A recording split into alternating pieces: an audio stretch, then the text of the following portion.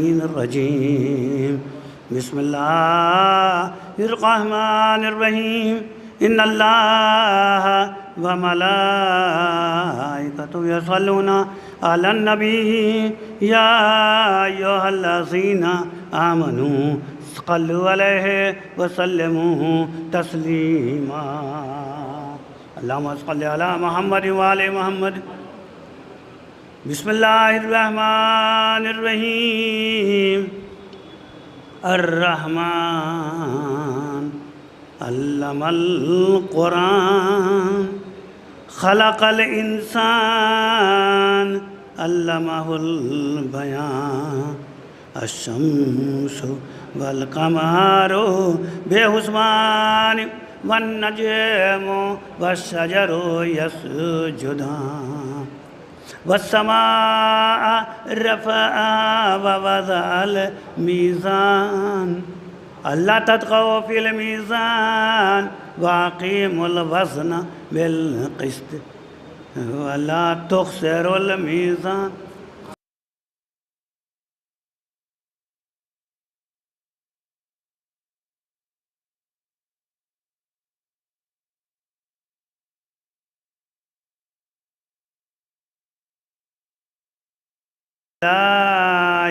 ربكما تكذبان خلق الإنسان من صلصال كالفخار وخلق الجان من مارج من نار فبأي آلاء ربكما تكذبان رب المشرقين ورب المغربين فبأي آلاء ربكما تكذبان مرج البحرين يلتقيان بينهما برزخ لا يبغيان فبأي آلاء ربكما تكذبان يخرج منهما اللؤلؤ والمرجان فبأي آلاء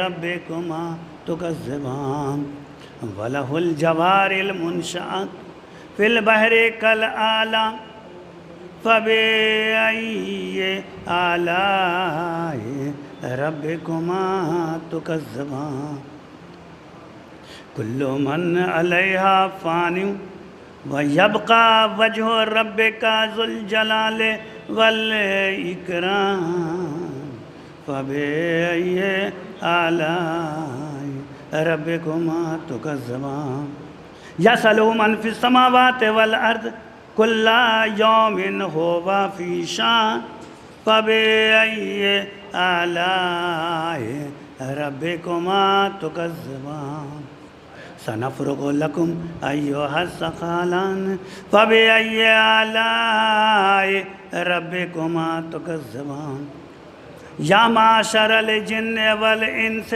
إن استطعتم أن تنفذوا من أقطار السماوات والأرض فانفذوا لا تنفذون إلا بسلطان فبأي آلاء ربكما تكذبان يرسل عليكما شواظ من نار ونحاس فلا تنتصران فبأي آلاء ربكما تكذبان فإذا انشقت السماء فكانت وردة كالدهان فبأي آلاء ربكما تكذبان ويومئذ لا يسأل عن ذنبه إنس ولا جان فبأي آلاء ربكما تكذبان يعرف المجرمون بسيماهم فيؤخذ بالنواصي والأقدام فبأي آلاء ربكما تكذبان هذه جهنم التي يكذب بها المجرمون يطوفون بينها وبين حميم آن فبأي آلاء ربكما تكذبان ولمن خاف مقام ربه जन्नतान फबिअय्यि आलाइ रब्बिकुमा तुकज़्ज़िबान ज़वाता अफ़नान फबिअय्यि आलाइ रब्बिकुमा तुकज़्ज़िबान इन्ना अला फ़ुरुश बताइनुहा मिन इस्तबरक़ वजनल जन्नतैनि दान फबिअय्यि आलाइ रब्बिकुमा तुकज़्ज़िबान फ़ीहिन्ना कासिरातु तर्फ़ लम यतमिसहुन्ना इंसुन क़ब्लहुम वला जान फबिअय्यि आलाइ रब्बिकुमा तुकज़्ज़िबान कअन्नहुन्नल याक़ूतु वल मरजान फबिअय्यि आलाइ रब्बिकुमा तुकज़्ज़िबान हल जज़ाउल इहसानि इल्लल इहसान फबिअय्यि आलाइ रब्बिकुमा तुकज़्ज़िबान वमिन दूनिहिमा जन्नतान फबिअय्यि आलाइ रब्बिकुमा तुकज़्ज़िबान मुदहाम्मतान फबिअय्यि आलाइ रब्बिकुमा तुकज़्ज़िबान फ़ीहिमा ऐनानि नज़्ख़तान फबिअय्यि आलाइ रब्बिकुमा तुकज़्ज़िबान फ़ीहिमा फ़ाकिहतुन व नख़्लुन व रुम्मान फबिअय्यि आलाइ रब्बिकुमा तुकज़्ज़िबान फ़ीहिन्ना खैरातुन हिसान फबिअय्यि आलाइ रब्बिकुमा तुकज़्ज़िबान हुरुम मक़सूरातुन फ़िल ख़ियाम फबिअय्यि आलाइ रब्बिकुमा तुकज़्ज़िबान लम यतमिसहुन्ना इंसुन क़ब्लहुम वला जान फबिअय्यि आलाइ रब्बिकुमा तुकज़्ज़िबान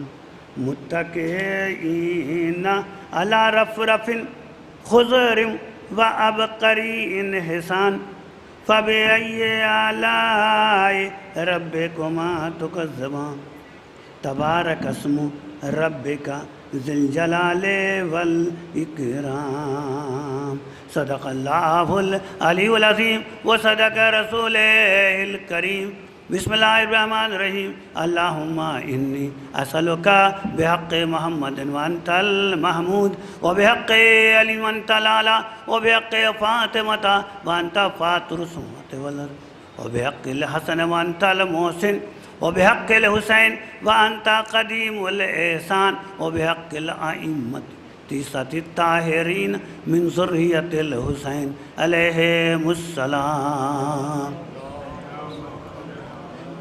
इलाही बेख़स्से सफ़ातिका व बेइज़्ज़े जलालिका व बेआज़मे अस्माइक व बेनूरे अंबियाइका व बेइस्मते औलियाइका व बेदिमाए शुहदाइका व बेमुनाजाते फ़ुक़राइका नस्अलुका ज़ियादतन फ़िल इल्म व सेहतन फ़िल जिस्म व बरकतन फ़िल रिज़्क़ व तूलन फ़िल उम्र व तौबतन क़ब्लल मौत व राहतन इंदल मौत व मग़फ़िरतन बादल मौत व नजातन मिनन नार व दुख़ूलन फ़िल जन्नत व आफ़ियतन फ़िद्दीन व दुनिया वल आख़िरा बिरहमतिका या अरहमर राहिमीन अल्लाहुम्मा सल्लि अला मुहम्मद व आले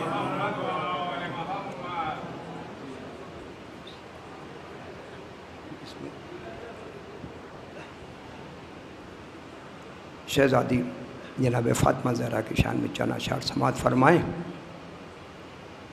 कि कौल नबी है कि जुज़े रिसालत है फ़ातिमा, कौल नबी है कि जुज़े रिसालत है फ़ातिमा और आईनाए कमाले नबूवत है फ़ातिमा, और आईनाए कमाले नबूवत है फ़ातिमा। ये सच है कि औरत रसूल नहीं हुई, ये सच है कि औरत रसूल नहीं हुई, वरना कहलाती तुम्हारी ही रिसालत है फ़ातिमा। ये सच है कि औरत रसूल नहीं हुई, वरना कहलाती तुम्हारी ही रिसालत है फ़ातिमा। اور کہیں بیٹی کہیں بیوی کہیں ماں بن کر، کہیں بیٹی کہیں بیوی کہیں ماں بن کے تو نے عورت کو جو سکھائی وہ شریعت ہے فاطمہ، تو نے عورت کو جو سکھائی وہ شریعت ہے فاطمہ۔ اور کتنی باکمال یہ عورت ہے فاطمہ، کتنی باکمال یہ عورت ہے فاطمہ۔ علی جیسے مرد کی شجاعت ہے فاطمہ، علی جیسے مرد کی شجاعت ہے فاطمہ۔ اور فاطمہ کی گود میں ہے مانیے ذب عظیم، فاطمہ کی گود میں ہے مانیے ذب عظیم۔ قرآن میں بھی ہے تمہاری فضیلت فاطمہ، قرآن میں بھی ہے تمہاری فضیلت فاطمہ۔ نبوت کو امامت سے اس طرح ملایا، نبوت کو امامت سے اس طرح ملایا کہ تمہارے ہی دم سے 11 اماموں کی ولادت ہے فاطمہ، تمہارے ہی دم سے 11 اماموں کی ولادت ہے فاطمہ۔ چند اشعار ثانیہ زہرا کے حوالے سے سماعت فرمائیں کہ باپ کی تم ہو زینت دختر زینب، باپ کی تم ہو زینت دختر زینب، غیر ممکن ہے کہ کوئی ہو تیرے برابر زینب، غیر ممکن ہے کہ کوئی ہو تیرے برابر زینب۔ دکھائے سب سے پہلے کردار کے گوہر زینب، دکھائے سب سے پہلے کردار کے گوہر زینب، تب بدل پائیں تم وقت کی رفتار زینب۔ سوال آیا جہاں جہاں اعلان حق کا، سوال آیا جہاں جہاں اعلان حق کا، وہاں وہاں گئیں تم ہر بار زینب۔ زمانے والوں کو تم نے دے دیے ایک نہیں ہزاروں میں سمیت عمار زینب۔ لرس کے در و دیوار شام کہنے لگے ہوا غضب آ گئیں سر دربار زینب۔ کس پہ ہمت جو دیتا تیرے خطبوں کا جواب، کس پہ ہمت جو دیتا تیرے خطبوں کا جواب۔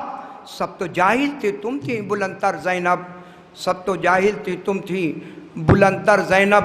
ظلم کو کب خبر تھی بندے ہاتھوں سے، ظلم کو کب خبر تھی بندے ہاتھوں سے کہ فاتح شبیر کی لکھے گی تقدیر زینب، کہ فاتح شبیر کی لکھے گی تقدیر زینب۔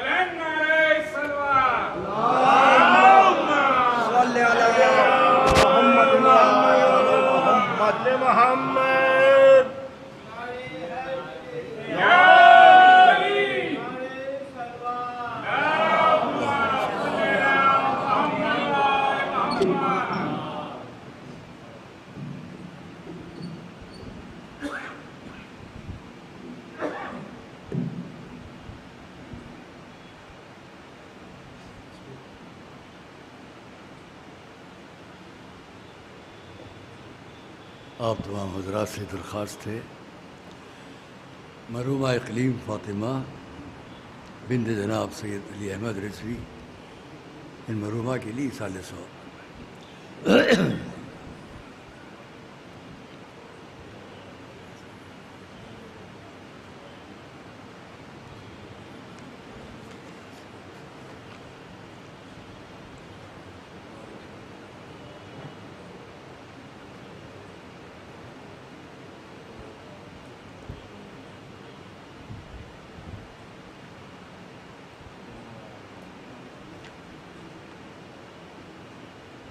یہ ایک اعلان بھی ہے مولانا زید پوری ان کی طرف سے، ٹھیک ہے نہیں ٹھیک ہے ٹھیک ہے ٹھیک ہے ٹھیک ہے۔ پہلی جون کو کربلا دیان الدولہ میں 10 بجے دن میں ان کے داماد کی ترحیم کی مجلس ہے، اس میں مولانا مہدی حسن صاحب جلال پوری خطاب فرمائیں گے۔ آپ لوگوں سے ابھی ملاقات ہوئی، ان کی شرکت کی تمنا ہے۔ ظاہر ہے کہ ان کے بڑے خدمات ہیں خطابت علمیات ہر طرف تبلیغ و ترویج کے لیے، تو ان کے دل کے لیے ایک صدمہ، اور خود مرحوم کے لیے بھی آپ کی شرکت ان کے لیے سبب تسلیت ہوگی۔ تمام ارواح مومنین اور مومنات مرحومین کے لیے ایک بار اور فاتحہ پڑھیں۔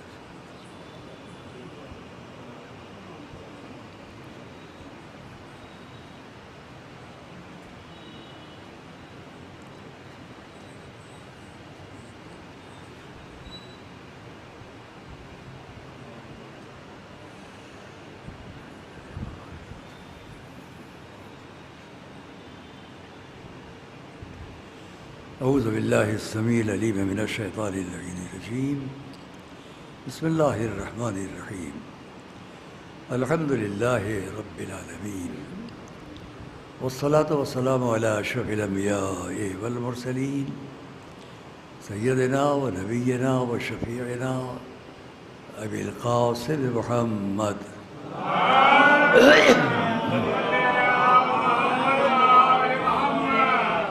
وإلى بيته الطيبين الطاهرين المعصومين المظلومين الذين أذهب الله عنهم الرجس وطهرهم تطهيرا ولعنة الله على أعدائهم وقتلتهم أجمعين أما بعد فقد قال الله سبحانه في كتابه المبين وقوله الحق بسم الله الرحمن الرحيم ومن يعمل من الصالحات من ذكر أو أنثى وهو مؤمن فأولئك يدخلون الجنة ولا هم يظلمون. عزیزان گرامی، ہم نے قرآن کریم کی سورہ کی ایک آیت کی آپ کے سامنے تلاوت کی ہے، اور یہ بھی قرآن کریم کا ایک انداز ہے کہ جو ہم کو اور آپ کو یہ یقین دلاتا ہے کہ یہ کلام کسی انسان کا نہیں ہے.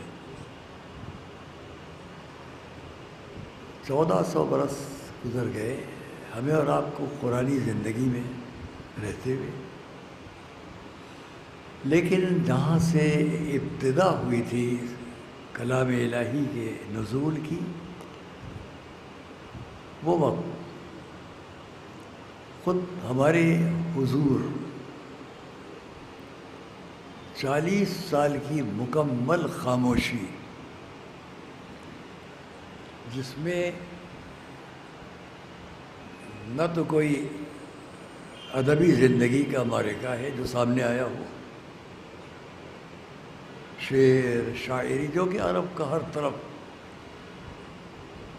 کہنا چاہیے کہ عرب کی زندگی میں صرف 2 ہی چیزیں تھیں، یا شاعری کرنا یا لڑنا، لڑائی، قتل و خون، جنگ و جدال، پورے عرب کا رزم اور بزم. لکھنے والوں نے اس کو بہت کچھ لکھا بھی کہ ایسا کیوں تھا. اگر ہم اپنے اس محترم مجمع کے سامنے اس بات کی وضاحت کریں گے تو پورا موضوع بدل جائے گا اور بات رہ جائے گی. کیونکہ ہم نے آپ سے جس قرآن کریم کی آیت سے بات شروع کی، اس میں توازن ہے، برابری ہے، مساوات ہے، جو ساری دنیا تشریف لائے. ڈاکٹر صاحب ادھر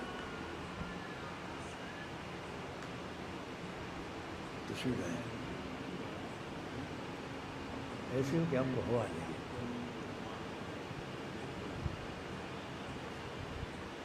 نعرہ صلوات.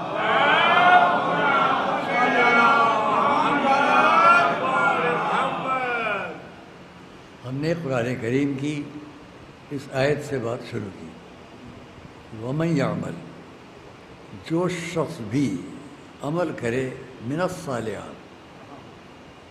اگر ہم اپنے اس مجمع کے سامنے کبھی کبھی دل چاہتا ہے کہ مجلس پڑھنے سے الگ جب ایسا مجمع میری نظروں کے سامنے ہوتا ہے جس کے لیے مجھے یقین ہے بافہم سمجھنے کے لیے شوق، بات کہنے کا شوق، تو اس وقت میں دل چاہتا ہے کہ روایتی انداز سے ہٹ کے بات ہو. بہت مواقع پر یہ ہم کرتے ہیں، اور اس وقت تو ایسا نہیں ہوگا. روایتی انداز سے ہٹ کر مقصد وہ بھی کچھ روایت سے ہٹ کر نہیں ہوتا. ایک ہے مجلس کا انداز، اور ایک ہے قرآن کریم کی تفسیر کو سامنے رکھتے ہوئے مجلس کا انداز. ایک مجلس ہے، میں تھوڑا سا اس پہ کہہ دوں، ایک بیان ہے، مجلس ہے، اور ایک ہے تفسیر قرآن. ہم لوگوں کی کوئی مجلس دنیا میں ایسی نہیں ہے جو قرآن کریم کی آیت سے شروع نہ ہوتی ہو۔ یہ عجیب بات ہے، اس پر بھی ہم بہت دیر تو بات نہیں کریں گے کہ جو لوگ یہ کہیں کہ ہم لوگ قرآن سے دور ہیں، تو ان کو یہ سمجھنا چاہیے ہم آپ کی نظروں میں قرآن سے دور ہیں، لیکن آپ ہی کی نظروں میں ہم مجلس سے دور نہیں ہیں۔ بات واضح ہوئی؟ آپ کی یا کسی کی نظر میں ہم قرآن سے دور ہیں، مجلسوں سے دور نہیں ہیں۔ یہی الزام ہم پر ہے۔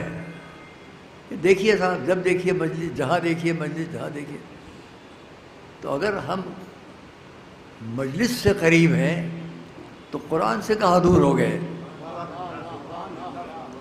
یوں کہنا چاہیے کہ کوئی بھی مجلس ایسی نہیں ہے جس کی ابتدا قرآن کی کسی آیت سے نہ ہو۔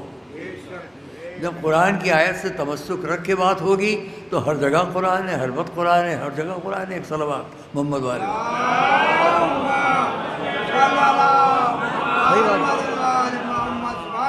اب اچھا یہ لگتا ہے کہ ہم اپنے مجمع کے سامنے کبھی مجلس کو مجلس کے انداز میں اور مجلس کو تفسیر قرآن کے انداز میں، تو دونوں فائدے ہو جائیں گے کہ ہمارے سامنے کچھ معلومات بھی آئیں گے اور دوسروں کی نظروں میں بھی جائے گا کہ ہم کیا کہہ رہے ہیں۔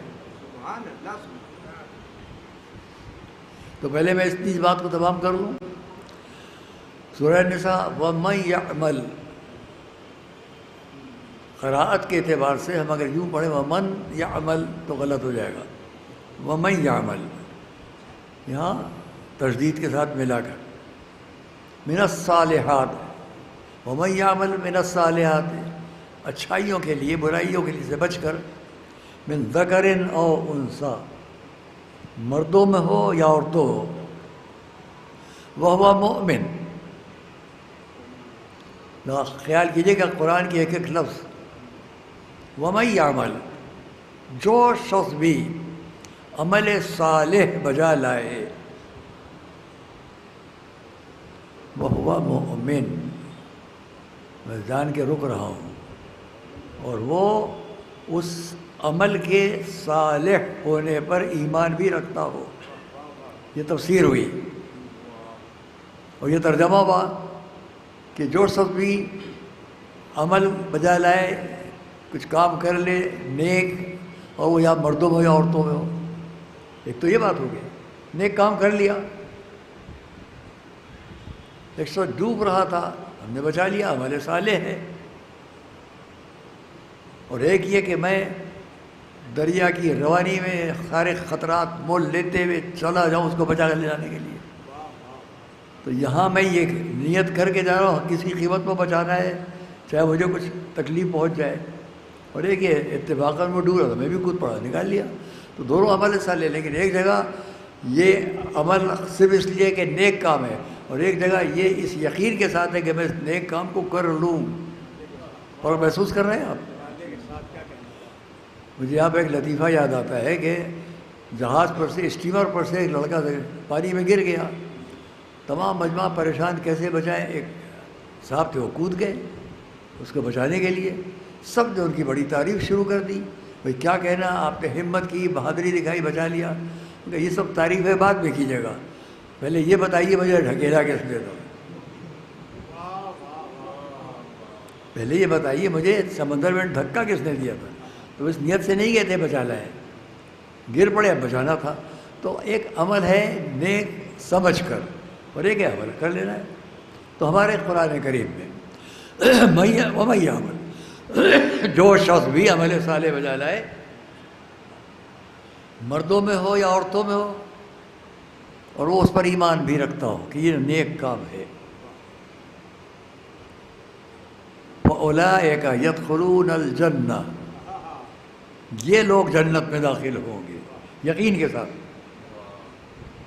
اولئک یدخلون الجنہ ولا یظلمون نقیرا، ذرہ برابر نقیرہ ان پر ذرہ برابر بھی ظلم نہیں ہوگا، کوئی ناانصافی نہیں ہوگی۔ ہم نے آپ کے سامنے قرآن کریم کی اس آیت کی تلاوت کی کہ جہاں ساری دنیا کے لوگ جو اسلامی زندگی میں یہ اعتراض کرتے ہیں کہ یہاں مردوں اور عورتوں میں تفریق ہے، فرق ہے، مرد کے درجات زیادہ ہیں، عورت کے درجات کم ہیں، میں کہوں گا یہ تمام وہ لوگ اعتراض کریں گے کہ جو مذہب میں یقین نہ رکھتے ہو۔ اگر مذہب میں یقین نہیں ہے تو اعتراض صحیح ہے کہ مردوں کو زیادہ کر دیا گیا، عورتوں کو کم، لیکن جن کو مذہب میں یقین ہے وہ جانتے ہیں کہ ہمارے پاس دو دنیایں ہیں، ایک یہ ہے ایک وہاں ہے، اور یہ زندگی یہاں ختم ہونے والی نہیں ہے، یہاں سے وہاں تک ہے۔ جب یہاں سے وہاں تک ہے تو یہ دیکھو وہ کیا کہہ رہا ہے، وہ یہ کہہ رہا ہے تم نے یہ نیک کام کیا تو یہاں بھی تمہارا درجہ بلند ہے اور وہاں بھی تمہارا درجہ بلند ہے۔ اس میں یہ نہیں دیکھا جائے گا کہ مرد کون ہے عورت کون ہے۔ جس کی نظروں میں صرف دنیا ہے وہ مرد اور عورت کی تفریق کو دیکھے گا، اور جس کی نظروں میں آخرت بھی ہے وہ سمجھے گا کہ عمل دیکھا جائے گا، اس میں تفریق نہیں ہوگی۔ صلوات محمد والے۔ میں اس میں کبھی کبھی میں ایک آیت کی تلاوت کرتا ہوں جو طولانی ہے، اور اس کو اگر آپ ہماری طرف دیکھیں گے تو زیادہ محسوس کریں گے اس آیت کو۔ ایک ترازو لیجئے اور اس پر جو آیت میں تلاوت کر رہا ہوں اس کے الفاظ کو ایک کو ادھر رکھیے ایک کو ادھر رکھیے، اور قرآن کیا نتیجہ پیش کر رہا ہے اس کو دیکھ لیجیے۔ آئیے میں پڑھتا ہوں۔ یہ ترازو ہاتھ میں ہے، یہ مردوں کا پلہ ہے، یہ عورتوں کا پلہ ہے نا۔ آئیے اب میں تلاوت کر رہا ہوں۔ ان المسلمین، آیت کے اعتبار سے یہ مردوں کے لیے صیغہ ہوا، والمسلمات یہ عورتوں کے لیے صیغہ ہوا۔ توجہ کیجیے گا، اب یہ ترازو ہاتھ میں ہے۔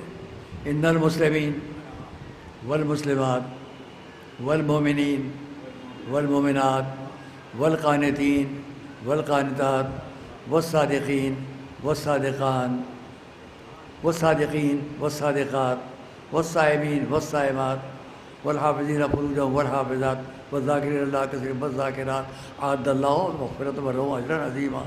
سب کو یہ کہہ کر یہ مرد، یہ مسلمان مرد یا عورتیں، یہ مومن مرد یا عورتیں، شاید میں نے ایک آدھ جگہ کسی لفظ کو بھول گیا ہوں، شاید مجھے تصور ہے، ممکن ہے سب پڑھ دیا ہوں، پھر سے اگر پڑھوں تو ان المسلمین والمسلمات والمؤمنین والمؤمنات والقانتین والقانتات والصادقین والصادقات والصابرین والصابرات والصائمین والصائمات والصائمین والصائمات والحافظین والحافظات والذاکرین والحافظات والذاکرین کثیرا والذاکرات اعد اللہ لہم۔ اب یہ سارے صفات، یہ مرد یہ عورتیں، یہ مرد یہ عورتیں، نتیجہ کیا کہا گیا؟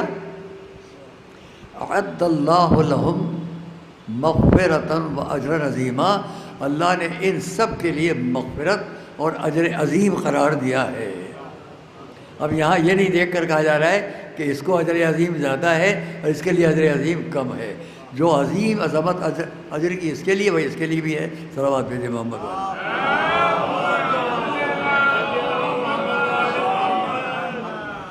کوئی تفرقہ نہیں ہے۔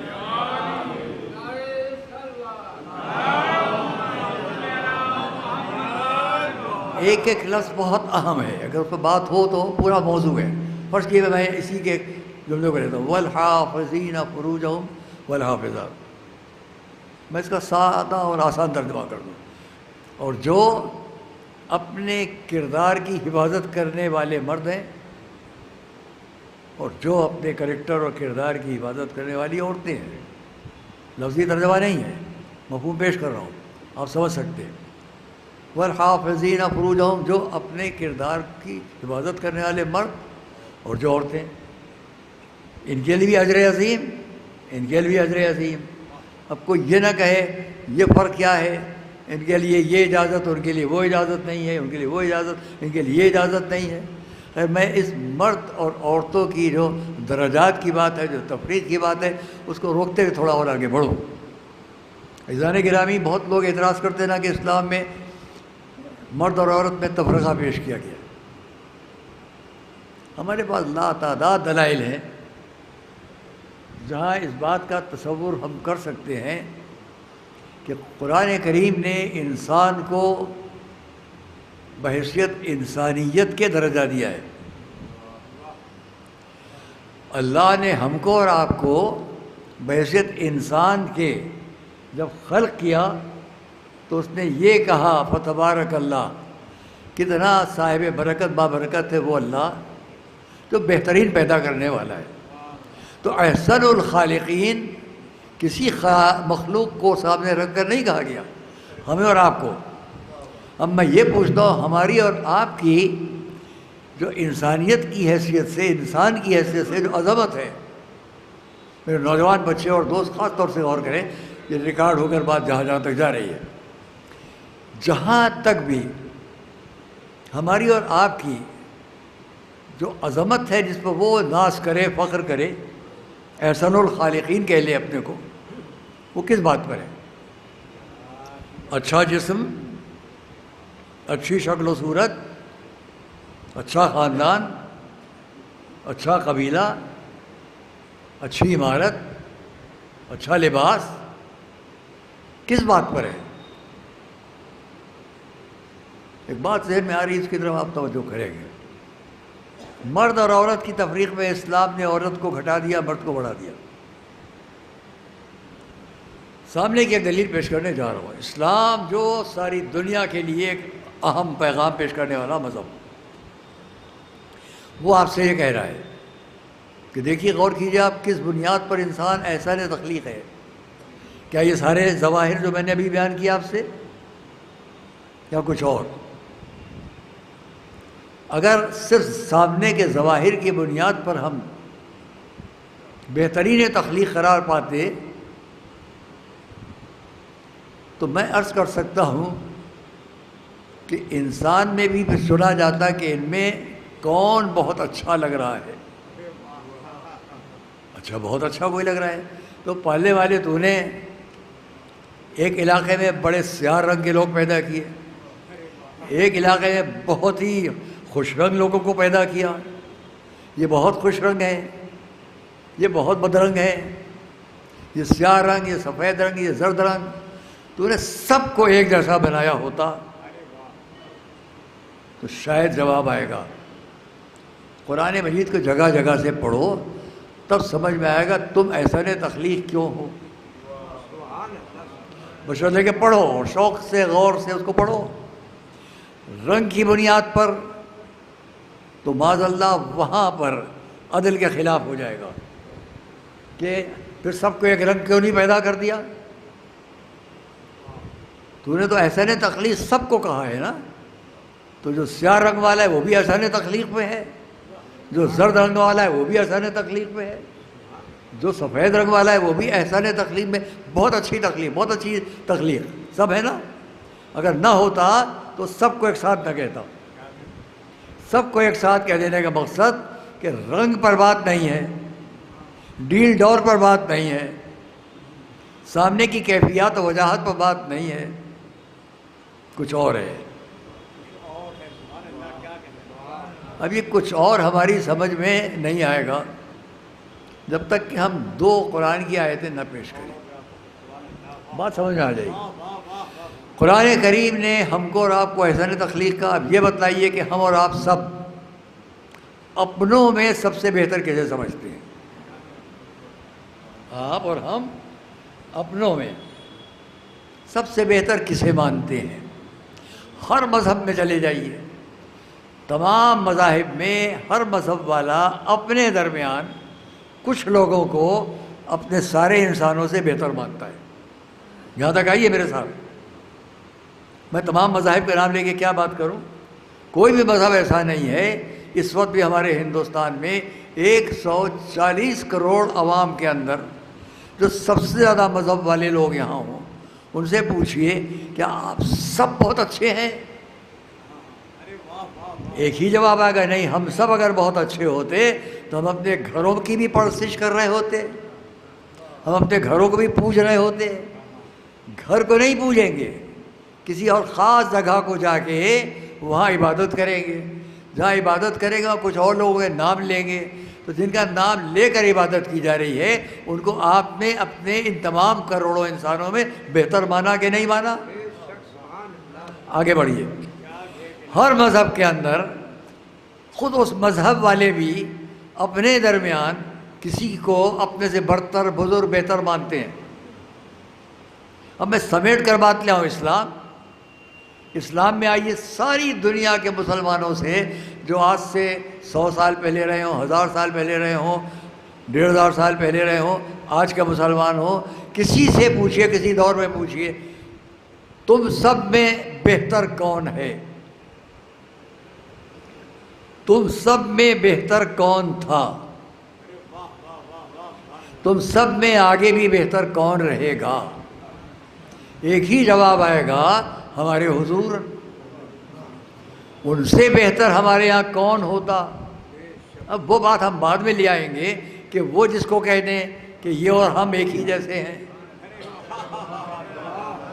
ہماری نظر نہ جائے، وہ جس کو ہم سب سے بہتر مان رہے ہیں وہ یہ کہہ رہا ہے میں اور وہ ایک ہی نور سے ہیں. صلوات محمد والے.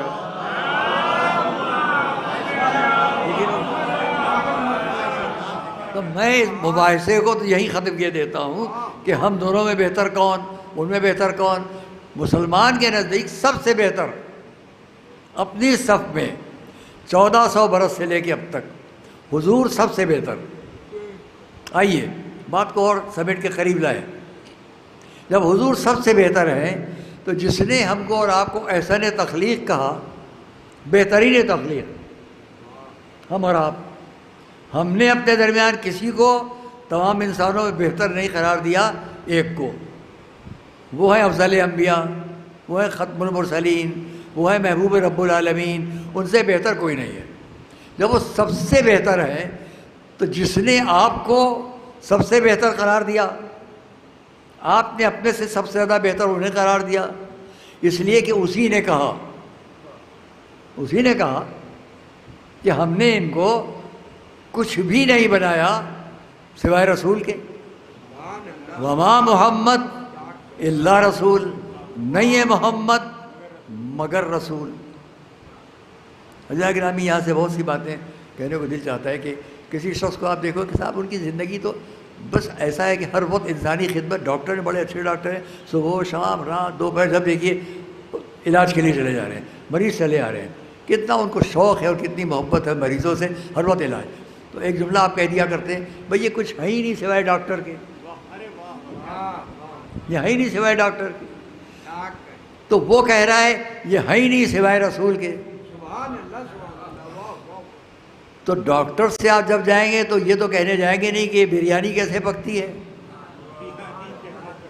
آپ یہ تو کہنے جائیں گے نہیں کہ بلڈنگ کیسے بنتی ہے، یہ مریض، یہ علاج، وہ علاج، یہ دوا، وہ دوا. تو جس کو اس نے کہا یہ نہیں ہے سوائے رسول کے، جب ان سے ساری زندگی میں جب آپ کچھ سوال کریں گے تو یہ سمجھ کے سوال کریں گے یہ نہیں ہے مگر رسول. اور جب وہ جواب دیں گے کچھ تو جواب نہیں دیں گے سوائے اس بات کے سامنے رکھ کر کہ نہیں ہوں میں سوائے رسول.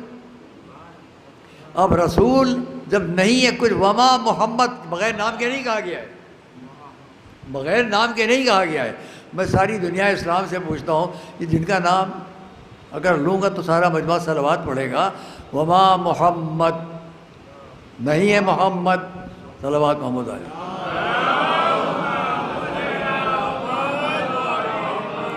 اب مجھے سارے مسلمان بتلائیں کہ سارے دنیا کے لوگ بتائیں کہ جب حضور آئے اس دنیا میں تو نام کیا پڑا، چاہے اس نے دیا یا رکھا گیا، محمد. اب ماں کی آغوش میں ہے، کیا ہے، وما محمد الا رسول. آغوش مادر میں ہے، رسول ہے. 4 سال کا سن ہے، رسول ہے. 12 سال کا سن ہے، رسول ہے. 25 سال کا سن ہے، رسول ہیں. یہاں تک کہ 63 سال تک کا سن ہو جائے مگر رسول ہیں. نہ ولادت کے وقت غیر رسول، نہ آخر وقت غیر رسول، ہر وقت رسول ہیں. اب جو بولیں گے وہ رسالت، جو کریں گے وہ رسالت، جو فرمائیں گے وہ رسالت. اب اگر کسی کو کندھے پر بٹھائیں گے تو رسول نے بٹھایا، آغوش میں لیا تو رسول نے لیا، نماز میں پڑھایا رسول نے پڑھایا، جو کہہ دیا وہ رسول نے کہا. اب اگر کسی کو ہاتھوں بلند کیا تو رسول نے بلند کیا. کسی کے لیے فرمایا علی انا علاوہ علی میں نور واحد، میرے لیے ایک نور سے ہیں تو رسول نے فرمایا. اور یہ سمجھ لیجئے کہ کار رسالت ہر قدم پر ہو رہا ہے. اب ہم سمجھ سکیں یا نہ سمجھ سکیں، اگر ہم نے سمجھ لیا تو ہم احسان تخلیق ہیں، نہیں سمجھ پائے تو بدترین تخلیق ہے. صلوات محمد و آل محمد. سمجھ لیا؟ اگر ہم نے سمجھ لیا کہ وہ کیا ہے. میں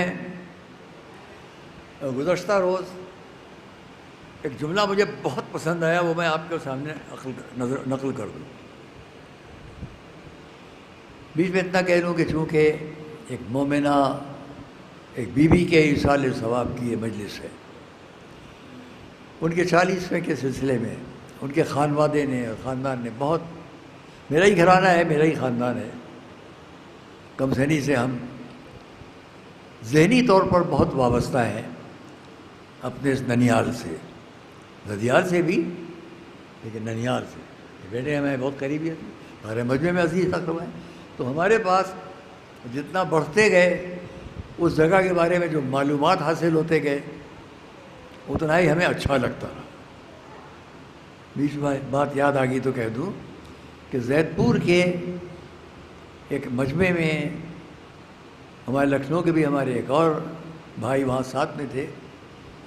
کوئی عید میلاد النبی شاید ایسے ہی کچھ مجمع تھا، اور ہمارے جو ننیال کا ہمارا امام باڑہ ہے گڑھی جدید میں، وہاں سب عقیدوں کے اور سب مسلک کے لوگ موجود تھے، تمام ہر طرح کے افراد تھے. تو اس میں ہم نے ایک بات کہی تھی، جس پر جب میں باہر نکلنے لگا تو بہت سے لوگ یہ ابا ہماری پکڑ کر احترام میں کچھ کر رہے تھے کہ صاحب یہ ہمیں پہلی بار معلوم ہوا، جو اہل زید پور کو نہیں معلوم تھا. وہ میں بھی یہاں بھی بیان کر دوں کہ جو زید پور کے حضرات ہیں وہ بھی سمجھیں اور جو باہر کے ہیں وہ بھی سمجھیں.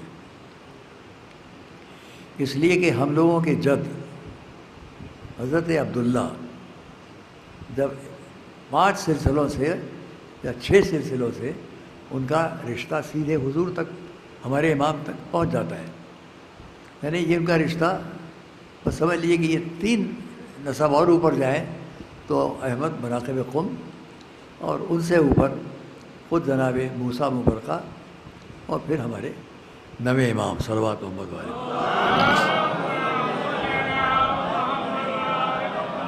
تو حضرت عبداللہ کی عظمت یہ ہے کہ وہ صرف 5 رشتوں سے ہمارے نویں امام تک پہنچ جاتے ہیں. بہت تفصیلات میں نہیں جا رہا ہوں، جو تاریخی طور پر بہت کچھ یہاں جو بات کہی وہ عرض کر دوں کہ زید پور خود کیا ہے. جب بشارت ہوئی اس پورے واقعے کو چھوڑتے ہوئے جو تفصیل میں ہے، اور حضرت عبداللہ حکم پر وہاں سے لاہور تک آ گئے. پورا سفر طے کرتے کرتے عراق کا سفر، سعودیہ کا اس زمانے سعودیہ حجاز کا سفر طے کرتے ہوئے آگے، چونکہ قائم باللہ عباسی عمرہ میں سے آخری تھا اور اس وقت بھی یہ آئے. یعنی اس وقت جب ہمارا بیٹھے ہیں تقریباً ان کو 1000 سال ہو چکے یہاں آئے ہوئے. میں اسی لیے کبھی کبھی اپنے یہاں کے بھائیوں سے کہتا ہوں، بھائی ہم کو آپ دوسروں سے نہ ملائیں. دوسروں کی آمد یہاں 500 سال تک سے پہلے سے نہیں ہے، 500 سال کے اندر آئے ہیں دوسرے حضرات جن کو آپ بادشاہ، سلاطین، حاکم وغیرہ کہیں، ان کی آمد یہاں 500 سال کے اندر ہے، اور ہمارے بزرگوں کی آمد 1000 سال اوپر سے ہے. 1000 سال پہلے اور بھی اس سے اوپر کی تاریخوں میں ہیں. جب وہ آ گئے، جس میں شاید 2-4 سال کم یا زیادہ ہوں، جب یہاں آ گئے تو لاہور تک آئے، اور لاہور میں پھر ان کو بشارت ہوئی، پہلے بھی ہوئی پھر ہوئی، اور حضور نے حکم دیا اے علی ان کو ان کے مسکن، ان کی جگہ تک پہنچا دو. مولا نے کہا اپنے دونوں آنکھیں بند کرو، دونوں بازوؤں کو پکڑا، ہلایا، جنبش دی اور کہا آنکھیں کھولو، آنکھیں کھولی تو اپنے کو دوسری جگہ پایا۔ حکم دیا، حضور کے حکم کی بنیاد پہ ان کے مسکن تک پہنچا، دیکھو اب تمہارے لیے یہی جگہ ہے، تم کو یہاں رہنا ہے، یہیں سے قریب جا کر تمہارا رشتہ ہے جہاں تمہیں شادی کرنا ہے، اور جو اولاد تمہاری ہوگی اس میں پہلا جو لڑکا ہوگا، بیٹا ہوگا، اس کا نام زید رکھنا اور انہی کے نام پر اس جگہ کو منسوب کرنا۔ تو میں نے وہاں کے مجمع میں کہا آپ لوگ اپنا شرف و فخر سمجھیں کہ پورے ملک کے اندر تنہا یہ وہ جگہ ہے جس کا نام حضور نے رکھا ہے، اپنے بیٹے کے نام پر جگہ کا نام زید پور رکھنا۔ یہ کس نے کہا؟ حضور نے بوسیلہ مولا علی۔ تو جگہ کی اہمیت جب میں نے لوگوں کو بیان کی کہ آپ لوگ یہاں کھڑے ہیں یہاں سے وہاں تک، اب تصور کیجیے آپ جس زمین پر ہیں اس کا نام انہوں نے رکھا ہے، یہ پورے ملک میں کوئی نہیں کہہ سکتا کہ ہماری جگہ کا نام انہوں نے رکھا، اور افراد کے لیے مل جائے گا۔ تو آئیے میں اس بات کو اس لیے کہہ رہا ہوں کہ ان تفصیلات پہ ہم نہیں جائیں گے، لیکن اتنا ضرور ہے کہ زید پور کی اہمیت اس لیے بھی ہے کہ ہزاروں سال میں ایک جگہ ایسی سامنے آتی ہے کہ جس کے اندر جو لوگ تھے وہ ابتدا سے آج تک دین اور مذہب کی بات اس طرح کریں کہ جو سبب شرف و فخر بن سکے۔ آئیے دوستو عزیزوں، میں آپ کے سامنے ایک بات اور کہوں کہ چونکہ یہاں پر آنے والوں کا سلسلہ جو تھا وہ دو وجہوں سے تھا، یا وہ یہاں علم کی ترویج کے لیے آتے تھے، اور یا اپنے کو ہلاکت سے بچانے کے لیے آتے تھے۔ جس جملے کو میں نے کل دیکھا کتاب میں وہ آپ کے سامنے نقل کرنے جا رہا ہوں، آپ کو اچھا لگے گا، اچھا لگے گا۔ ڈاکٹر صاحب، دو طرح کے لوگ آتے تھے، ان دونوں طرح کی تاریخ بہت وسیع بہت طویل ہے۔ ان میں سے ایک وہ کہ جو علم کی ترویج کے لیے آتے تھے، ان میں سے ایک کا نام لینے جا رہا ہوں، اور وہ نام ہے قاضی نور اللہ شستری، جن کو ہم اور آپ شہید ثالث کے نام سے جانتے ہیں۔ حضرت شہید ثالث قاضی نور اللہ شستری اکبر کے دور میں آئے، پورے ملک کے لیے ان کی صلاحیت کو سن کر سمجھ کر قاضی القضات کہا گیا۔ قاضی القضات یعنی chief justice of India. Lahore میں جو چیف جسٹس تھے وہ بہت بزرگ تھے، بڈھے تھے، ضعیف ہو چکے تھے۔ ان کے قریب جو اور علماء تھے وہ یہ نہیں جانتے تھے یہ کس مسلک سے آئے ہیں، وہ یہ جانتے تھے کہ مسلک صرف چار ہیں، حنفی، مالکی، شافعی، حنبلی۔ تو جو قاضی القضات ہو واجب ہے کہ وہ ان چاروں فقہوں میں پوری طرح واقف ہو، حنفی فقہ سے بھی، مالکی فقہ سے بھی، شافعی فقہ سے بھی اور حنبلی فقہ سے بھی واقف ہو، تو وہ سب میں فیصلے کر سکتا ہے، ورنہ شکایت ہو جائے گی۔ مالکی کہے گا کہ نہیں، حج کے درمیان آپ کو ایک دوسرے سے ملنا نہیں ہے، گلے نہیں ملنا ہے، معانقہ نہیں کرنا ہے۔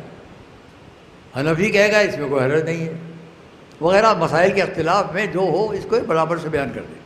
میں جلدی بات تمام کروں۔ اس عالم میں وہ بڈھے تھے، ضعیف تھے، اور نوجوان علماء نے ان کی صلاحیت کو دیکھ کر شہنشاہ اکبر کو لکھا کہ ایک نوجوان عالم آئے ہیں ابھی، وہ بڑی باصلاحیت شخصیت ہے، ہم سمجھتے ہیں کہ تمام چاروں فقہ پر ان کا بڑا عبور ہے، اس لیے ان کو چیف جسٹس آف انڈیا کا عہدہ دے دیا جائے، وہ ریٹائر ہو جائیں۔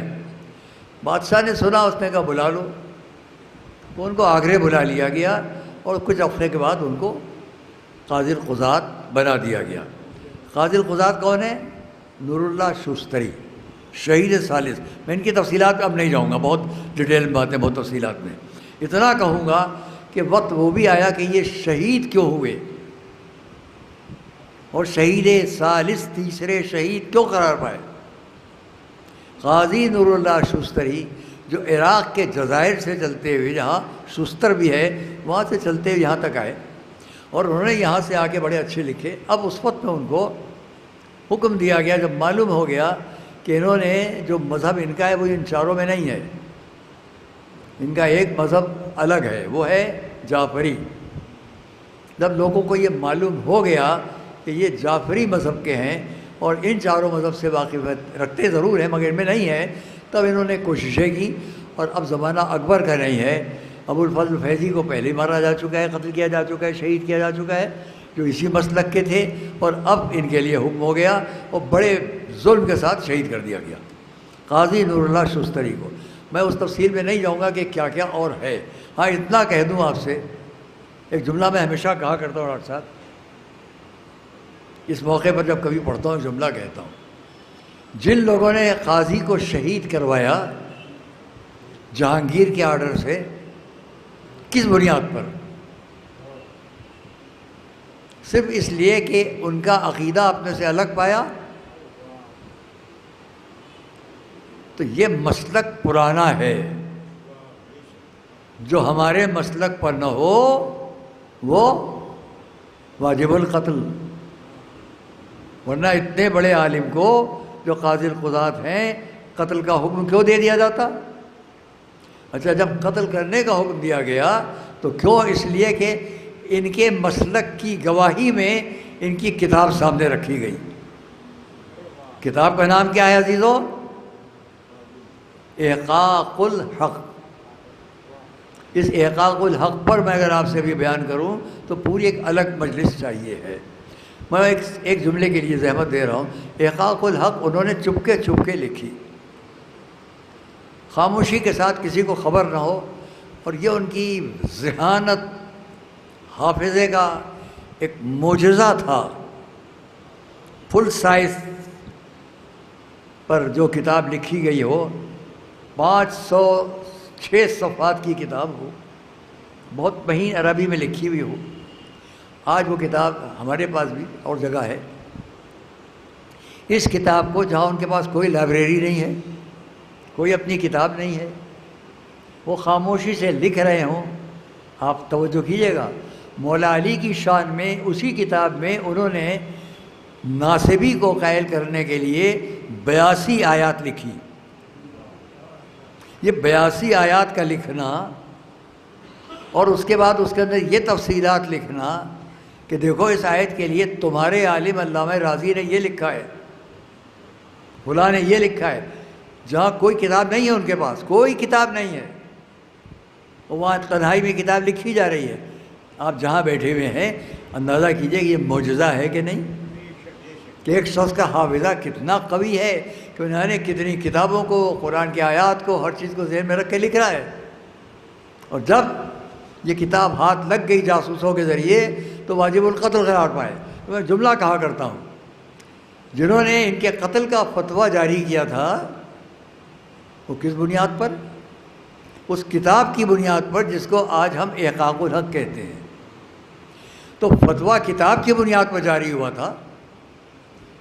کامیابی ان کی جب ہوتی جب ان کو تو قتل کیا تھا مگر کتاب کو بھی ناپید کرتے ہیں۔ آج کتاب کا موجود ہونا اس بات کی دلیل ہے تم ناکام ہو گئے، قاضی آج بھی زندہ ہے۔ صلوات محمد والے، بلند آواز سے صلوات پڑھیں محمد والے۔ آپ آگرہ جاتے ہیں جناب شہید کے مزار پر، شہید آج بھی زندہ ہو، ہم تو جانتے ہیں شہید زندہ ہے، تو شہید دونوں اعتبار سے زندہ ہے، قرآن کے ثبوت کی بنیاد پر بھی اور اپنی اس کتاب کی بنیاد پر بھی۔ اور اس کتاب کا آج دنیا میں کوئی جواب نہیں ہے۔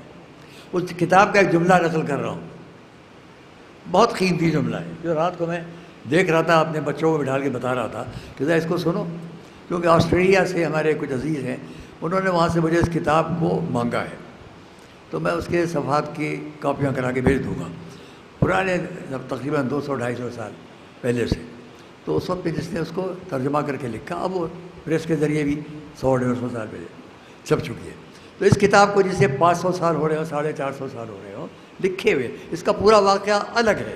میں نے آپ سے بیان کیا، الجید و خدا بندہ جو ہلاکو کے خاندان کا تھا، بحرین کا بادشاہ، اس وقت یہ سب ہوا۔ آئیے ہم کہیں اس کتاب کا جو فقرہ نقل کرنا چاہتا ہوں بالکل ابتدائی صفحہ شاید تیسرا صفحہ ہے، اس پر یہ عبارت ہے۔ لاکھ دنیا نے کوشش کی کہ فضائل خانوادہ رسالت کو کم کریں، مگر کم نہ کر سکے۔ اب یہاں پر یہ فقرہ بڑا قیمتی ہے، اس لیے کہ ائمہ معصومین، اولاد رسالت، خانوادہ رسالت جس شخصیت کے ذریعے دنیا میں آگے بڑھے، اس شخصیت کا نام ہے فاطمہ زہرا۔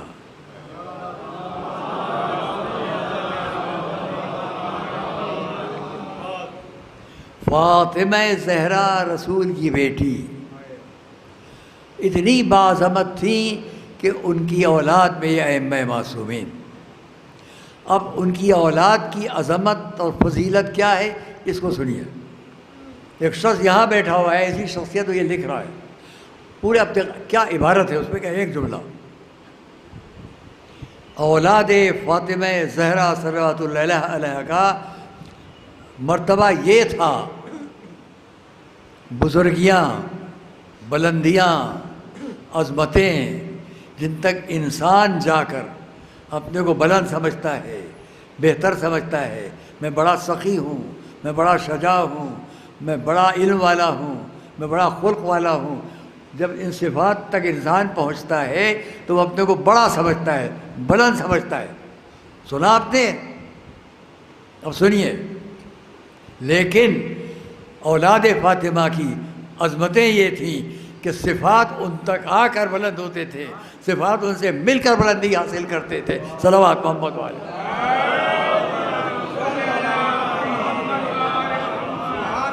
قدر کیجئے اس جملے کی۔ کوئی اپنے کو سخی سمجھتا ہے سخاوت کر کے، وہاں خود سخاوت جب ان تک آ جائے تو اپنے کو مرتبے پر بلند سمجھتی تھی۔ اور اس لیے میں کہوں گا کہ اگر قرآن نے کہا وما محمد الا رسول، نہیں ہے محمد مگر رسول، تو نہیں، حضور نے فرمایا انا وعلی من نور واحد، میں اور علی ایک نور سے۔ انہی نے فرمایا حسن انہ منی وانا من، یہ میرا بیٹا حسن، میں اس سے، یہ مجھ سے۔ امام حسین کو دیکھا، حسین منی وانا من حسین، حسین مجھ سے، میں حسین سے۔ لیکن سب کے لیے رسول نے فرمایا، جناب فاطمہ کے لیے انت منی وانا منک، تم مجھ سے ہو میں تم سے ہوں۔ سب کے لیے رسول نے فرمایا، یہ ہم سے ہم ان سے، رسول نے فرمایا۔ اب آئیے ایک اور جگہ جہاں رسول نہیں فرما رہے ہیں، علی نہیں کہہ رہے ہیں، حسن نہیں کہہ رہے ہیں، حسین نہیں کہہ رہے ہیں، بلکہ خود ان سب سے وابستہ جو شخصیت ہے معصومہ کی، وہ بھی کچھ نہیں کہہ رہی ہیں، وہ بھی خاموش ہیں۔ ان سب کے لیے کوئی اور کہہ رہا ہے، ہم فاطمہ و ابوہا و بالہا و بنوہا صلوات محمد والے۔ یہ عظمت، ایک اور صلوات محمد والے، یہ عظمت ہے کہ اتنی بڑی بڑی شخصیتوں کو پہچانوایا جائے اس نام سے۔ اور میں بس سب کا وقت ہے، ابھی آپ ایک مجلس میں شرکت کر چکے ہیں، اور اس کے بعد اب مجھے میں آپ کے سامنے حاضر ہوں، کیونکہ کچھ ابھی ایک مہینہ پہلے میری آنکھ کا آپریشن ہوا تھا، اس سے پہلے اس کا ہوا تھا۔ تو ڈاکٹر مشرا میں بڑے شفیق ڈاکٹر ہیں، ان کا ہاسپٹل بہت اچھا ہے، وہیں ہمارے آپریشن دونوں ہوئے۔ تو میں ان کو دکھانے گیا تھا، ان کے کہنے پر کہا کہ دکھا لیجیے، اور دکھاتا سیدھا آپ تک حاضر ہوں۔ تو میں اس کو بات کو تمام کرنا چاہتا ہوں۔ عزیزان گرامی، عورت کا مرتبہ اشعار پڑھا جائے، اشعار میں پڑھ چکا ہوں میں ان باتوں کو ناظمیہ مدرسے کے اشعے میں، کہ عورت کا مرتبہ اسلام نے گھٹایا نہیں ہے، لیکن دنیاوی معاملات کو سامنے رکھ کر جس کا جو مرتبہ تھا وہ اسے دیا گیا۔ میں تقابل میں نہیں کہہ رہا ہوں، ایک بات کہنے جا رہا ہوں، جو بہت نیچرل بات ہے اور بہت فطری بات ہے، میں نے آج دیکھا اسے اور آج ہی محسوس کیا۔ آپ بھی خوش ہوں گے۔ میرے گھر میں ایک چھوٹی سی جگہ الگ ہے، جب میں دیکھتا ہوں کہ جو گوریا اڑتی ہے، اس گوریا نے، چڈے اور چڑیا نے اپنا اس میں مقام بنا رکھا ہے، زمانوں سے ہے، اسی میں وہ آتے رہتے اٹھتے چلے جاتے ہیں، اتنی اونچائی پہ جیسے یہ سامنے آپ کو دکھائی دے رہا ہے، ریاض ٹیوب دکھائی دے رہا ہے، آتے ہیں اٹھتے چلے جاتے ہیں، ہم لوگوں کو بھی اچھا لگتا ہے۔ اب معلوم صاحب انہوں نے وہ وقت آ گیا کہ ان کے یہاں بچے بھی ہو گئے، ان کے لیے غذا لا کر دی جا رہے ہیں۔ جس بات کے لیے میں آپ سے کہہ رہا ہوں، نیچرل بات کیا ہے؟ آج صبح میں وہیں بیٹھا ہوا دیکھ رہا تھا کہ میں نے دیکھا جو نر ہے، جس کو چڈا کہتے ہیں، چڑیا نر ہے، وہ ایک اور چڑیا کو بہت بری طرح دوڑائے ہوئے ہے۔ ان کو میں نے اس طرح دوڑتے دیکھتے نہیں دیکھا، دوڑ رہا ہے، مار رہا ہے، پیٹ رہا ہے، یہاں تک کہ وہ کوشش کر رہا ہے اس کے ساتھ والا کہ وہ اس جگہ آ جائے، اور یہ اس کو وہاں سے بھگا رہا ہے، بھگا دیا اس نے۔ دوستوں اور عزیز، جو میں نے آج خود دیکھا ہے وہ بیان کر رہا ہوں۔ دوپہر ہو گئی، سپہر ہو گئی، میں کبھی کبھی آ رہا ہوں، جا رہا ہوں کسی کام سے باہر، وضو کرنا ہے، باتھ روم جانا ہے، کسی اور بات کوئی صاحب آ گئے، جا رہا ہوں آ رہا ہوں، تکلیف بہت ہے پیروں میں، مگر اس کے باوجود سب کرنا پڑتا ہے۔ وہ میں تھوڑی دیر کے لیے باہر بیٹھ جاتا ہوں، ادھر نظر ڈالتا ہوں، ادھر نظر، سامنے ایک چھوٹا پیڑ ہے، میں نے دیکھا اس پیڑ پر وہ بیٹھ جاتا ہے جا کے۔ صبح سے میں جس وقت بھی گیا وہ وہاں پیڑ پر بیٹھے، کبھی اس شاخ کبھی اس شاخ، کیوں بیٹھا ہوا ہے؟ اب مجھے خیال آیا یہ نگرانی کر رہا ہے کہ وہ جو اس کا دشمن ہے وہ آنے نہ پائے۔ آپ نے خیال کیا جو کہنا چاہتا ہوں؟ میں نے یہ دیکھا جو مادین چڑیا ہے وہ دور دور سے جا کے کہیں سے جاتی ہوگی، غذا لے کر آتی ہے، وہاں پہنچاتی ہے۔ یہ سارا دن بیٹھا رہا، نہ اس نے کھایا کچھ، نہ پیا کچھ، نہ کہیں گیا، یہ پوری پہرے داری کرتا رہا کہ کوئی آ تو جائے ہمارا دشمن، اس کو ہم دیکھیں گے۔ آپ نے پہچانا؟ فطرت بھی یہ ہے کہ کسی چڑیا کے لیے بھی نظام بنا ہوا ہے، یہ کھانا پہنچائے گی تو حفاظت کرے گا، یہ محافظ ہے وہ غذا پہنچائے گی۔ تو نر اور جو ذکر، جو اس میں ہوتے ذکور ہوتا ہے، صرف ذکور، اس کے فرائض کچھ اور ہیں، جو صرف نسواں ہے اس کے فرائض کچھ اور ہیں۔ یہی پوری جگہ پر ہر جگہ موجود ہے، آپ جہاں دیکھتے چلے جائیے۔ میں نے مثال کو اس لیے پیش کر دیا کوئی یہ نہ کہے کہ مردوں اور عورتوں کو برابر کیوں نہیں قرار دیا گیا۔ اگر تخلیق برابر ہو جائے تو بات الگ ہے، تخلیق کا فرق رکھا گیا ہے، لیکن عمل میں ہر ایک کا جو عمل ہے اس کے اعتبار سے جزا ہے۔ اگر عمل صحیح ادا کر لیا تو جزا میں برابر ہی ہے، جزا میں کوئی کمی زیادتی نہیں ہے کہ مرد کی جزا زیادہ ہے عورت کی جزا کم ہے، جی نہیں، جتنا نماز کی جزا مرد کو ملنے والی ہے اتنی عورت کو ملنے والی ہے۔ جزا کا فرق نہ ہونا اس بات کی دلیل ہے کہ اسلام میں کوئی فرق جزا کے معاملات میں نہیں ہے۔ صلوات بھیجے محمد والے۔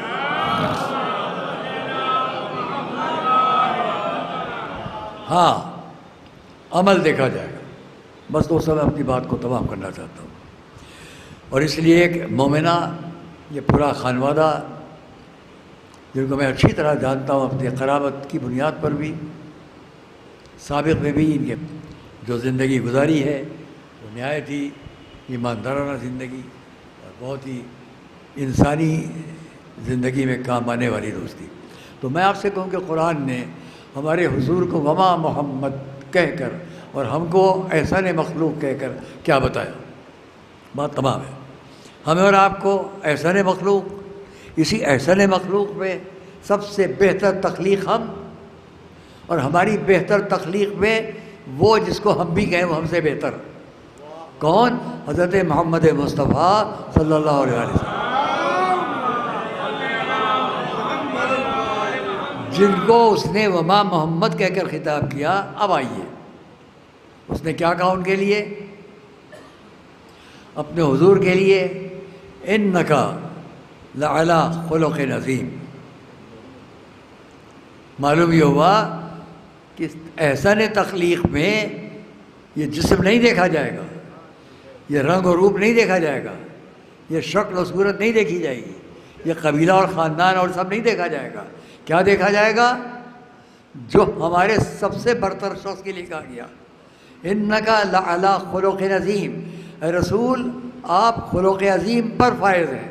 تو کم سے کم اگر ہم ان کی امت میں ہیں تو ان کے اخلاق کو سن کر سمجھ کر اس پر عمل کرنے کی کوشش کریں، تو ہم بھی احسان مخلوق ہیں، ورنہ ہم اس سے الگ۔ اب آئیے، یہ تو ہو گیا کہ انک لعلی خلق عظیم، آپ خلق عظیم پر ہیں۔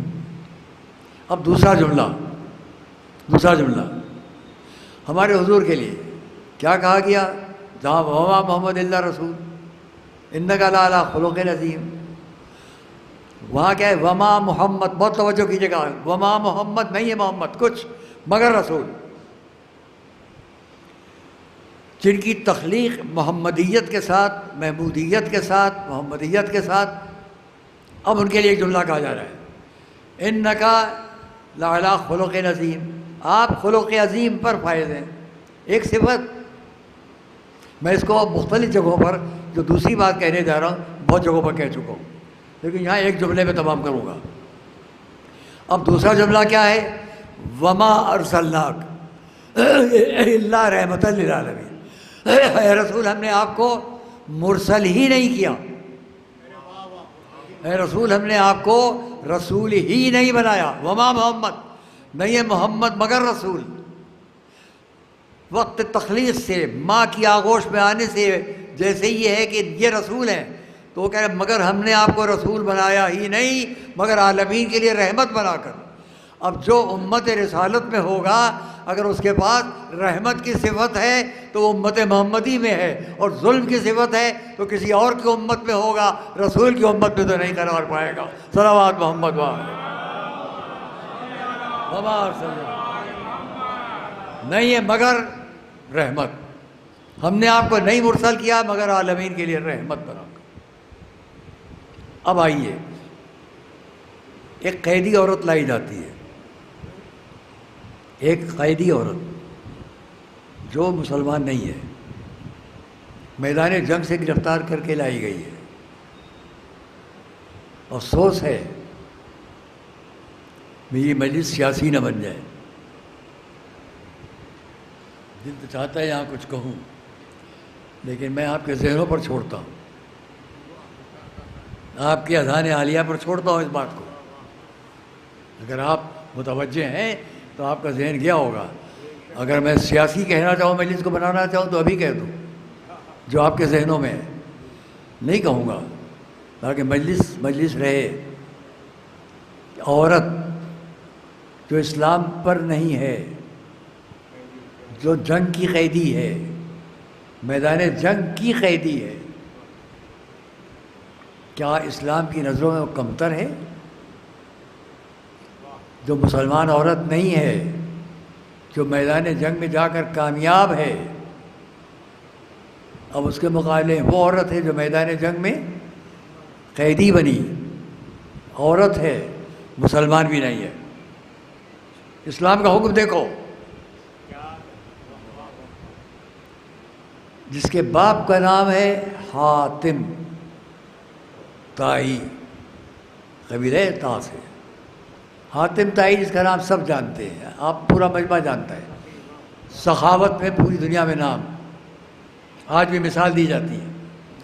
وہ حاتم تائی دنیا سے اٹھ چکا، زندہ نہیں ہے۔ حضور کے اعلان نبوت سے پہلے وہ دنیا سے جا چکا ہے، اور میدان جنگ میں اس کا قبیلہ ہے، اس میدان جنگ کے قبیلے میں اس کا بیٹا سردار ہے، بیٹی اس کی بہن ہے جو سردار اب ہے۔ حاتم تائی کی بیٹی اسلام پر نہیں ہے، عورت ہے، قیدی ہے، قیدی لے کر لائی گئی۔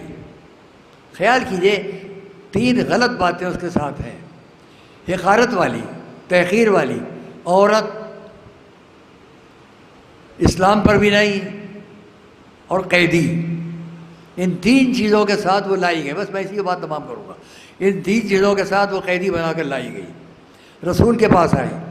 میں نے یہاں پر جملہ پھر رک کر کہوں گا، ذرا بات کو ادھر ادھر کر کے کہوں تو سیاسی مجلس ہو جائے گی، دنیا غور کرے۔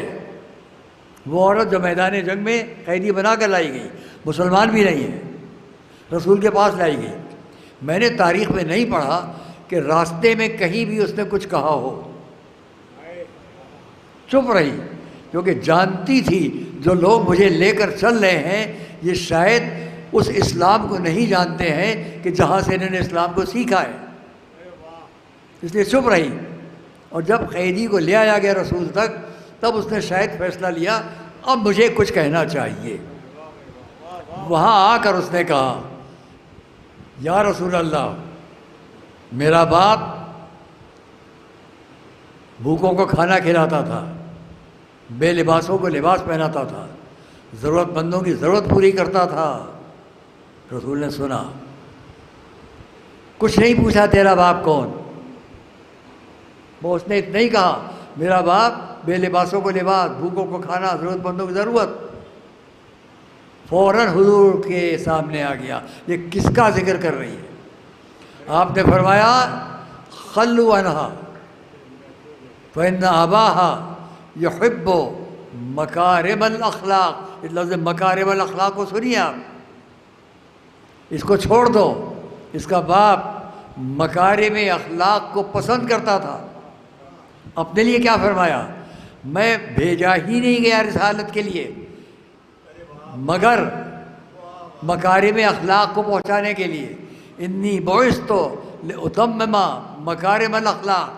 رسول نے اپنے لیے سب سے بڑی صفت بیان کی کہ میں مکارم اخلاق کی بلندیوں کو پیش کرنے کے لیے بھیجا گیا. تو آپ نے فرمایا اس کو چھوڑ دو. اس کا باپ اخلاق کی بلندیوں کو دوست رکھتا تھا، اور چھوڑنے سے پہلے اتنا تو فرما دیتے یا رسول اللہ، اتنا تو فرما دیتے اس کا باپ اخلاق کی بلندیوں کو دوست رکھتا تھا. یہ بھی دوست رکھتی ہوگی، لیکن اس سے کہو جانے سے پہلے اسلام قبول کر لے. بات آپ تک پہنچی، رسول نے اسلام کی شرط نہیں لگائی، یوں ہی واپس بھیج دیا. بتلا دیا اسلام میں مرد اور عورت، قیدی اور غیر قیدی، صرف اخلاق دیکھا جاتا ہے، بلندی اخلاق دیکھی جاتی. صلوات محمد والے.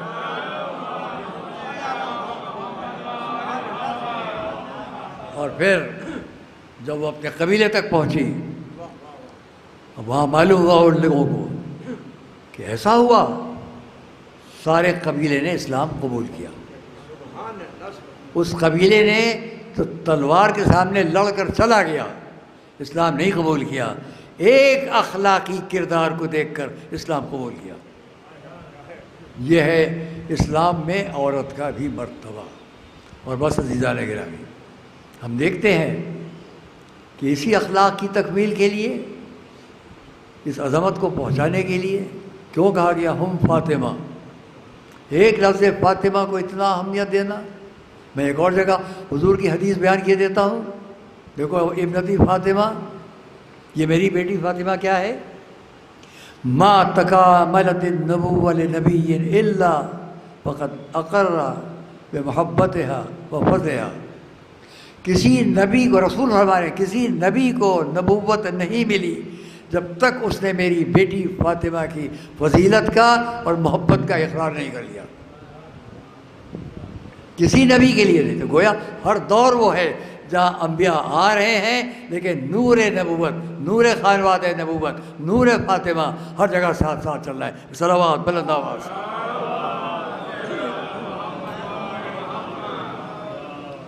انہی کی بیٹی ہیں زینب. زین اب باپ کی زینت.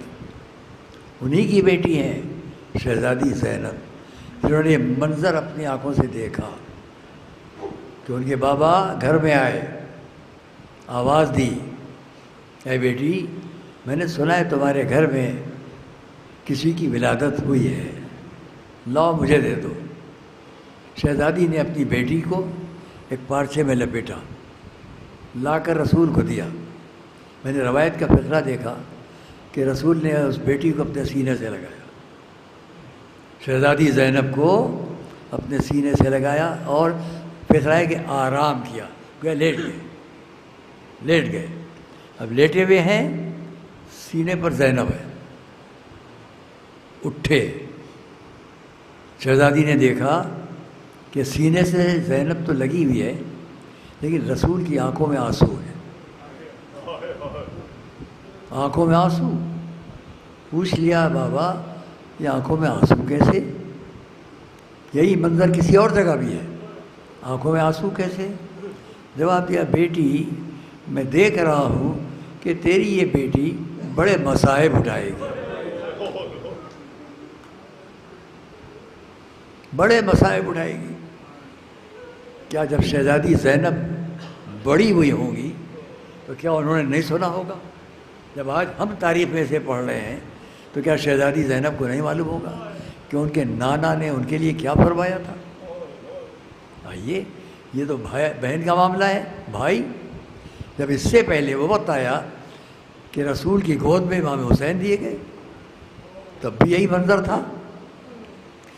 شہزادی فاطمہ سامنے کھڑی ہیں اور دیکھ رہی ہیں کہ رسول جھک کر ہاتھوں کو چہرے کو چوم رہے ہیں. جب چہرہ بلند ہوا تو دیکھا رسول کی آنکھوں سے آنسو بہہ رہے ہیں. پوچھ لیا شہزادی نے، بابا یہ آنکھوں میں آنسو کیسے؟ جواب دیا، بیٹی تیرا ہے بیٹا بڑے ظلم و ستم کے ساتھ شہید کر دیا جائے.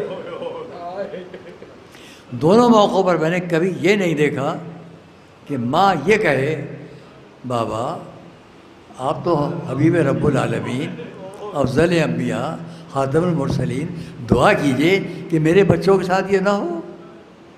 ایسا کہیں نہیں ملتا. اس کا مقصد یہ کہ سب جانتے ہیں کہ انسانیت کی بقا کے لیے اس گھرانے کو کیا کرنا ہے. دنیاوی حکومت نہیں بلکہ انسانی شرافت کی حکومت دنیا میں قائم کرنا ہے. اور اس کے لیے آپ نے یہ مناظر دیکھے. یہی وجہ ہے کہ جب وہ وقت بھی آیا کہ امام حسین چلنے لگے مدینے سے تو آپ کی جدہ ماجدہ نے آ کے روکا، بیٹا سب طرف جانا، عراق کی طرف نہ جانا. کیوں اے جدہ ماجدہ کیوں؟ فرماتی ہے کہ دیکھو تمہارے جد نے، تمہارے نانا نے مجھے ایک شیشہ دیا تھا، اس میں خاک دی ہے، اور یہ کہا تھا کہ میرا بچہ جب ادھر جائے گا تو وہاں اسے قتل کر دیا جائے گا. اور ثبوت میں یہ خاک دی تھی کہ جب یہ شیشے کی خاک خون ہو جائے تو سمجھنا حسین شہید کر دیے گئے. امام حسین نے پہلے بہت تفصیلی مناظر ہے. امام حسین نے پہلے تو ایک عصا سے اشارہ کرنا شروع کیا، وہ بتانا شروع کیا، دیکھیے جدہ ماجدہ وہ جگہ وہ ہے جہاں میں گھوڑے سے گروں گا، وہ جگہ وہ ہے جہاں میرے گلے میں خنجر ہوگا. یہ تفصیلات بیان کرتے ہوئے اس کے بعد آپ نے فرمایا ایک خاک میں بھی دیتا ہوں، اس کو رکھ لیجیے، جب یہ بھی خون ہو جائے تو سمجھ لیے آپ کا حسین قتل کر دیا گیا. شہزادی زینب اور شہزادی ام کلثوم، بس دوستو عزیزو، یہ تو یہ ہے. اور تیسری منزلت کس کی ہے؟ جس کو ہمارا آپ ابو الفضل عباس کے نام سے جانتے ہیں. ہمارا آپ کا آقا ابو الفضل عباس. میں سمجھتا ہوں اگر میں فقرہ کہوں تو غلط نہیں ہوگا کہ عورتوں اور مردوں میں دو شخصیتیں مدینے سے نکلنے والوں کے لیے سب سے زیادہ ڈھارس اور سہارے کا سبب تھی. عورتوں میں زینب، مردوں میں ابو الفضل عباس. سب کا بھروسہ عباس پر اگر یہ ہے تو کوئی خطرہ نہیں، سب کا بھروسہ زینب میں اگر یہ ہے تو کوئی پریشانی نہیں. اور یہی وجہ ہے کہ کربلا میں آخر وقت کے روایات میں ہمیں پھر اور کوئی نہیں دکھائی دیتا، بس دو ہی دکھائی دیتے ہیں، یا زینب ہے یا خود ابو الفضل عباس ہے. وقت وہ آتا ہے کہ شہزادے ابو الفضل عباس آتے ہیں، مولا میدان جنگ میں، آقا میدان جنگ میں جانے کی اجازت دیجیے. جواب ملا، اے عباس تم تو میرے لشکر کے سردار. اس فقرے پر ہمیشہ ہمارا بے چین ہو جاتے ہیں جب عباس نے جواب دیا، اے آقا وہ لشکر کہاں کہ جس کا میں سردار تھا. اور پھر وہ وقت بھی آیا کہ حضرت ابو الفضل عباس کی شہادت ہوئی. اب پھر وہ دوسرا وقت وہ ہے کہ جب امام حسین تنہا اب اکیلے میدان کی طرف جا رہے ہیں، کوئی خدا حافظ کہنے کے لیے بھی نہیں ہے کہ اتنے میں محسوس کرتے ہیں کوئی پیچھے پیچھے آ رہا ہے. پلٹ کے دیکھا کون آ رہا ہے، دیکھا کوئی اور نہیں، زینب آ رہی. میرے بھائی حسین یہ نہ سمجھیے گا کہ آپ کو کوئی خدا حافظ کہنے والا نہیں، یہ زینب آپ کو رخصت کرے گی. آئیں، گھوڑے تک پہنچایا. امام حسین نے رحمان پر بیٹھنا چاہا کہ ایک مرتبہ زینب رکی، بھیا ذرا گلے سے ردا ہٹا دیجیے. امام نے گلے سے ردا ہٹائی، شہزادی نے دوڑ کر گلے میں ہاتھ ڈال دیے، کبھی پیشانی کو چوما، کبھی گلے کو چوما. ایک مرتبہ ہاتھ اٹھایا مدینے کی طرف، آواز دی، مادر گرامی گواہ رہیے گا میں نے امانت پہنچا دی. امام نے پوچھا، بہن زینب یہ تم نے کیا کہا، یہ کیا کیا؟ عرض کرتی ہے، بھیا سن لیجئے، میں جب چھوٹی سی تھی ماں نے مجھے اپنے پاس بٹھا رکھا تھا، میرے سر سے چادر ہٹائی اور میری پیشانی کا بوسہ لے کر کہا زینب یاد رکھنا ایک وقت آئے گا میرا حسین دشمنوں میں اکیلا ہوگا، جب اس کی پیشانی پر تیر لگے گا، گلے پر خنجر لگے گا، سینہ گھوڑوں کی ٹاپوں سے پامال ہوگا، تو میری طرف سے کبھی پیشانی کے، کبھی گلے کے، کبھی سینے کے بوسے دے لینا۔ میں نے اس امانت کو پہنچا دیا۔ وہ سننا تھا کہ امام بوڑھے، اچھا زینب ذرا تم بھی بازوؤں سے ردا ہٹا دو، میں نے بابا سے سنا ہے ان بازوؤں میں رسن بندھے گی۔ بھائی اور بہن نے گلے میں ہاتھ ڈال کر رونا شروع کیا کہ روایت میں کہ آسمان سے کسی بیوی کے رونے کی آواز آئی، آواز یہ ہائے میرا حسین، ہائے میرا حسین۔ یعلم الذین ظلموا ای منقلب ینقلبون۔ ہمارے رب حق محمد و آل محمد تمام مومنین مومنات کو ان کے شرعی دلی مقاصد میں کامیابی عطا فرما، جو مریض ہیں ان کے امراض سے انہیں شفا عطا فرما، جو کسی فکر و تردد میں مبتلا ہے ان کو سے نجات عطا فرما۔ بحق محمد و آل محمد ہم سب کو زندگی کی آخری سانس تک راہ محبت اہل بیت پر ثابت قدم رکھے، ظہور عزت و عزت میں تعدیر فرما۔ آپ تمام حضرات سے درخواست ہے کہ ایک بار اور مرحومہ اقلیم فاطمہ بنت سید احمد رضوی کے لیے آپ لوگ اصالِ ثواب فرمائیں۔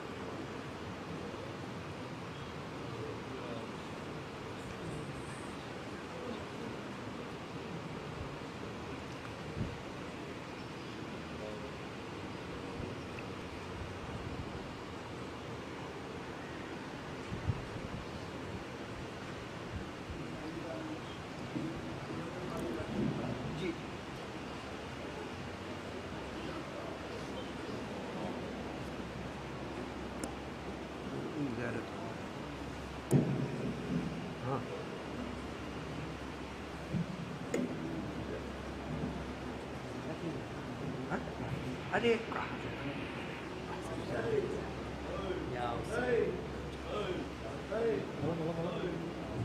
کرتی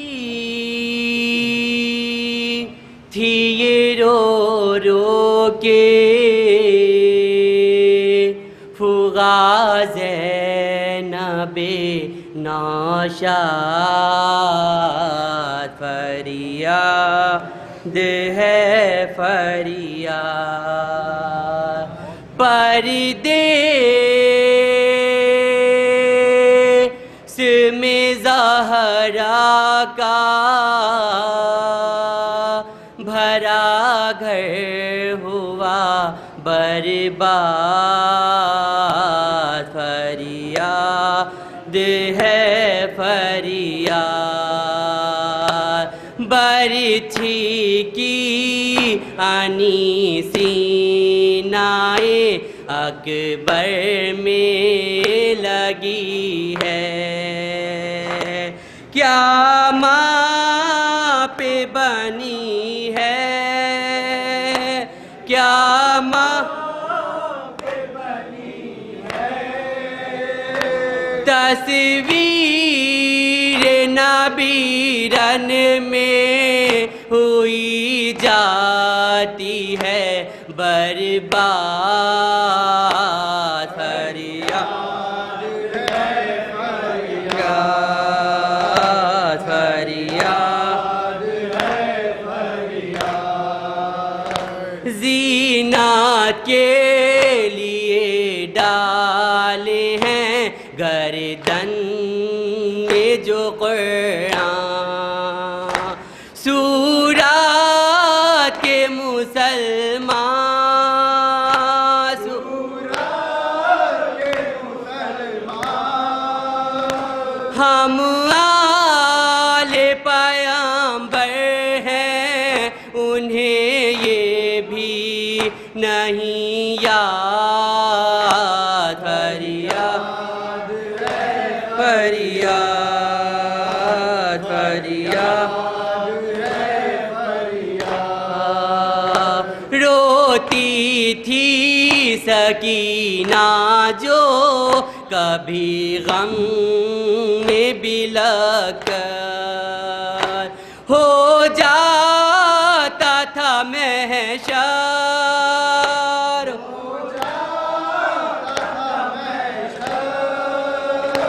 گا